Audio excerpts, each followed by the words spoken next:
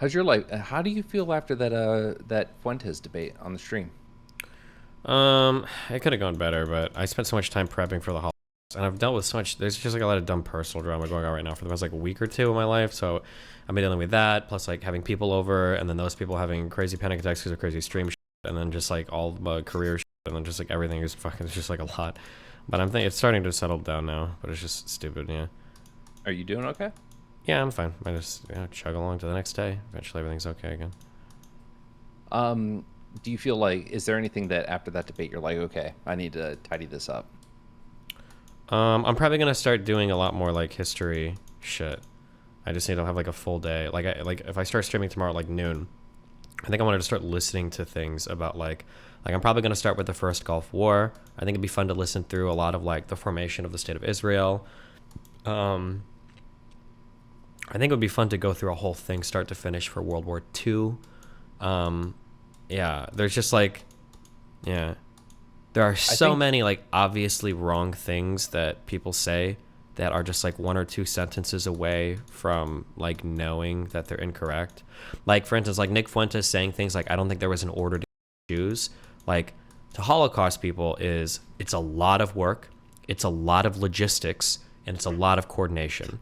The idea that that many people can die randomly, that like it's absurd on its face in that short a period of time. absolutely. Right? Yeah, there's like a lot of like little things like that that I just like I don't have at my fingertips at the moment. So, and I just yeah, but I think like starting to learn more specifically, like just like going through all the wars and the conflicts and shit would probably help. Yeah. I have a couple books. You don't have to read them. You can listen to them as audiobooks. But something you something you said was around China when you're like China didn't even oppose this, and yeah, I fucking hate saying, well, you got to brush up on foreign policy, but like statecraft and espionage has a huge impact on that. Mm-hmm. Like China opposing, or not opposing us going into what was it? I believe it In was the Libya. I it was think. Libya, Uh huh. yeah. So like when that happens, like China has other interests, right? Like China's been going into Afghanistan Sure, and no, I'm aware Africa, of that, and but my understanding was that Gaddafi was such an impeachable character, like he was so fucked that when it came time for us to decide that it was time to do missions to remove Gaddafi from power, that the rest of the world, even people that weren't necessarily federalists, were like, yeah, probably. no, Like my understanding is people look back poorly on Libya not because the Libyan mission was bad. I think we probably went pretty well. It's that we didn't, as ironic as it is that we didn't nation build afterwards. We basically kicked out Gaddafi and then we pieced the fuck out. And then like the nation descended into chaos for a while trying to figure out what the fuck it was going to do. That might be why. I don't know. Maybe that's why after Iraq, maybe that's why after Iraq we were like, hey, let's stay and like build a government afterwards because just kicking somebody out of power and then dumping the nation doesn't seem to be good. Or wait, actually, no, hold on. I don't know if that timeline makes sense, actually. Never mind. When did we kick Gaddafi out? we could 11. Okay, wait, never mind. Yeah, that timeline doesn't make sense. I don't know why we stayed in Iraq. Oh, okay, then maybe on the flip side, maybe that's why we stayed in Iraq to nation build and it didn't go well, and maybe that's why we didn't do it in Libya, because we were like, fuck this shit, we suck at it, so we'll just like kick him out, fuck him over, and then leave, maybe. Uh, I mean, pretty much. Yeah. I mean, we had learned a huge lesson. 2011 was what, a year after we were sunlighting the last operation in Iraq. So, Yeah, but maybe um, so maybe that was like a bad lesson from Iraq. Maybe we should have stayed in Libya afterwards for a bit. Um, yeah, but I don't know. but with China, and Hmm. like at the end of the day, we're entering like a second Cold War with China. China already has a huge amount of espionage coming against the United States. They've stolen, their J-22 or whatever it's called, Hmm. J-20 something fighter is a ripoff of our F-22. They're stealing technology left and right, not just military and defense technology, intelligence and shit, but they're also going after industrial tech. That's not a secret. Everyone knows about that, right? Like Hmm. they steal blueprints, plans, Yeah, same patents, thing with all that Iran shit. as well. I believe engages in a ton of. Oh, that was Um, the other thing. mhm. Oh, you could have got him so much. Iran does so much fucking espionage in America. Like Yeah, they, my they're understanding is I think hugely Iran scared. is one of the largest cyber warfare people in the world, aren't they? Am I making that up? No, you're not. And they have like human intelligence operating here. It was Like also it's hard. Yeah, it was also hard when Nick brought up because I mentioned because after I looked up that we had like spy bases or we essentially had installations in Israel that gave us like intel penetration into Iran. He was like, "Why would we care about what's going on in Iran?" And my understanding was that the IRGC was like responsible for maybe the majority of deaths in Iraq when the United States was there. That Iranian soldiers and Iranian like intel and weapons and everything, like that was a fuck ton of contributing deaths to U.S. personnel in Iraq. There was a lot. Syrian foreign fighters were a huge component of that. So, but they were often facilitated by Iran. Right? Yeah, that was the whole reason why we wanted to kill Soleimani, that the guy that was like in charge of that, the Iranian Revolutionary Guard Corps, I think. In the later years of the Iraq War, Soleimani was a huge factor in that. But just in general, from the beginning, the Syrian foreign fighters were often given passports and travel assistance by the Iranian government. Sure, but he just laughed that off, and I'm like, okay, well, I don't know, I don't know what to say. Like, there's literally, Trump killed the guy for a reason. It wasn't random, Right, but another thing you said that was kind of like a misstep was that we don't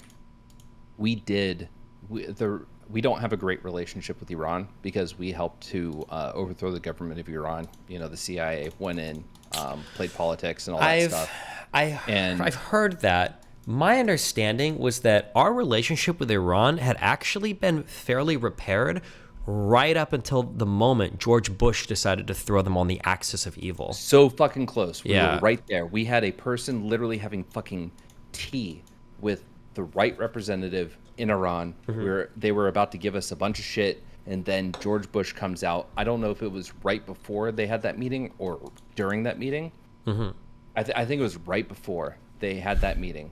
But there was like a good relationship being built, and then George Bush comes out and labels Iran part of the axis of evil, and then ruined. We were so close. No. So Iran had been on shaky ground with us for a long time because of what we did in the 70s, and then we were getting close. We were getting better, and then Bush fucked it up. Yeah. Which is, something that from my conservative past I have to, constantly concede now. Yeah. And even I think the Iranian shit, I need to go back and look. I think that shit we did essentially at the behest of the United Kingdom. I think they were begging us to do it. Because I think one of the major drivers for that was Iran was essentially about to expropriate. They were going to I think they were going to nationalize their oil industry. And I think the United Kingdom had a really big stake. They had a lot of companies over there, and Iran was about to basically just steal all of them. And I think the UK came to us begging, like, please don't let them do this. And we were like, oh, okay, fine, maybe. And then I think we tried to back. Something similar to that, yeah. Yeah. We had, UK had a huge vested interest in that, and then obviously us with our allyship with the United Kingdom and all that. Yeah, oil was a huge component of it. Yeah. But there was a lot of misinformation that we were operating off of. Like, so the CIA, as everyone wants to paint them as the bad guys, we were operating under some bad intel on our part. But doesn't mean we didn't overstep, right? Sure. And so then we we replaced the government with fucking the Shah. Bro, do you know who God's chosen people are? I think depends on what testament I think you it's go by, fucking right? Norwegians, bro. Did you hear about the recent discovery in fucking Norway? No. Do you know that oil in that country is relatively new? I didn't know they had oil. I think it was some Iraqi dude in like fucking like 2004 or some shit, like discovered like the largest proven reserves of oil in the fucking world, like underneath Norway. And now apparently like 1 month ago, people just found like the largest proven reserves of like fucking lithium in the world, like in Norway. Like, holy shit. No, it's actually like a really, really, really big deal. And this country, it's like, this country is so small and like, what the fuck? It's actually insane. It was phosphate, not lithium. I think that if that would have been huge. if true, I'm pretty sure this is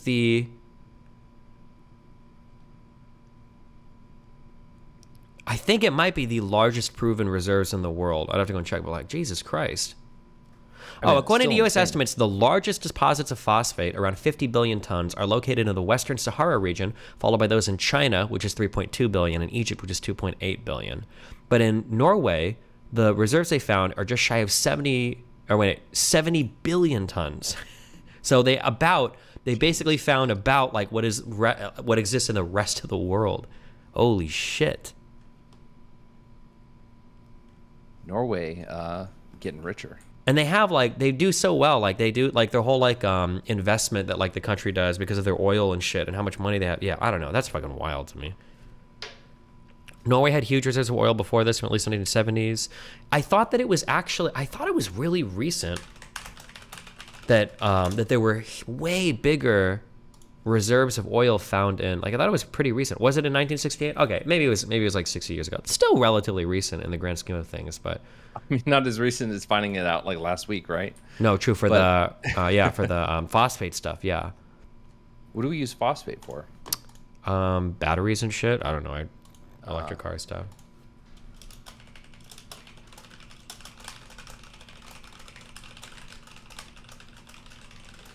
I'm gonna bless you. I'm gonna send you an email. I'll email you some books that I think will help out with some baseline. One of them's a book that like it's a little biased in its intent, but it still gives a really good history. But yeah, I think some books on just like espionage and statecraft that'll help with that. But Listen, give me this YouTube channels, okay? I wish I had those. They've been much cheaper and much quicker and more down to the point than these books. Okay. But yeah. But yeah. I'm sad that he wouldn't agree to a rematch. I hate to be like 100% on your side and say, yeah, he's doing it because he knows you've researched and now he can't Nick? fucking talk his bullshit. But yeah. There will be a rematch, so. Yeah? He's debating Michael Sartain on another show in a few weeks, and Michael asked me to join, so there will be a rematch. And I'm just going to focus on, if we're not going to do Holocaust stuff, I've already read now on that, I'll just start focusing on like foreign policy and history and stuff more, so that'll be interesting. And Michael Sartain said he's planning on doing like 10 or 20 hours of it, so it'll be interesting having like an educated person like on my side, I think would be fun, so. Who's Michael Sartain? He was Rolo's partner in that debate we had on Red Pill Shit a long time ago. Oh, okay. Yeah. Would you? How was it meeting the? I didn't get to finish your discussion. With the, fuck, what's the protein company? Oh, the Quest cookie guy, Impact Yeah. Theory, Tom Bilyeu, I think. Give me 1 second. Let me blow my nose. Hold on. Destiny, you saw this, right? Nah, Sneako's from Groiper using bots to like his reply. Oh, the Groiper people are hardcore supporting Sneako's fight against me. Nick is really good about doing with his community what people think I do with my community. If you follow Nick's Telegram, he's really good at like directing his audience to different tweets or different social media outlets to give him a really good impression online. They target YouTube comment sections really well, and they comment Twitter really well. He's pretty sophisticated with the utilization of his audience. He's probably got one of the most loyal communities next to mine that I've seen on the internet. Like, are you and Sneako beefing for real now, or is this? Yeah, just I'm one done. of I your- think I'm done. I'm past that.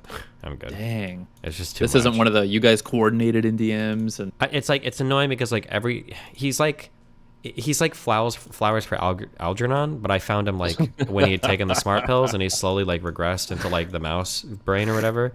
Jesus. Like when I'm sitting next to him in a show and he's like, "This is what you guys do with your far leftist progressive." Like, bro, do you even know who the fuck I am? Like, I just said the N word to you like 15 times like 2 minutes ago. How are you gonna say this about me? You know, it's just so cringe. Like how quick he is to stereotype, and then looking at like how kind of like submissive his personality is around like all these other like shitty men, and how he just like copies.